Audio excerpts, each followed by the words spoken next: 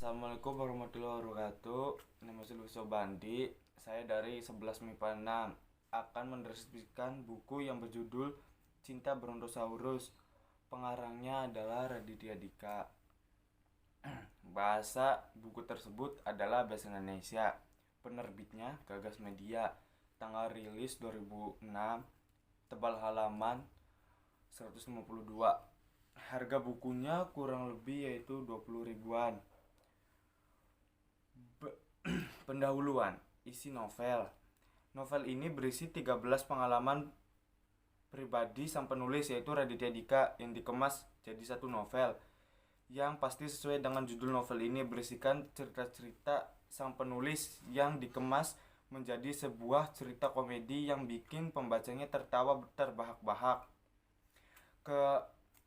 Kedua, tujuan penulis. Menuliskan pengalaman pribadinya menjadi sebuah buku humor dan ternyata bisa membuat para pembacanya terhibur. Ketiga, manfaat novel.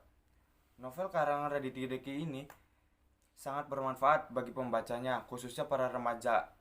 Karena bisa dikatakan Raditya Dika di novel ini seperti sedang memasukkan stand up komedi di hadapan para pembacanya.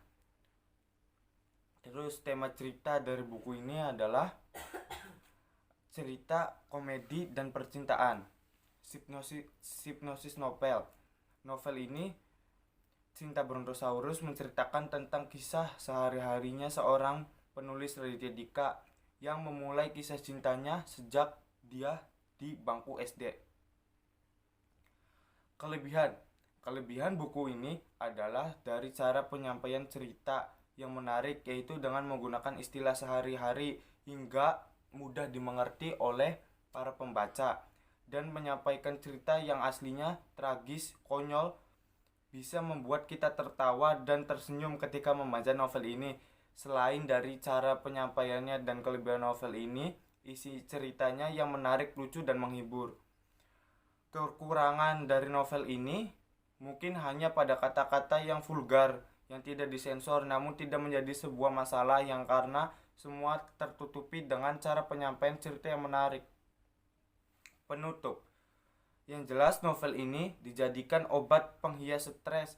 Siapa saja yang membaca novel ini pasti akan tertawa.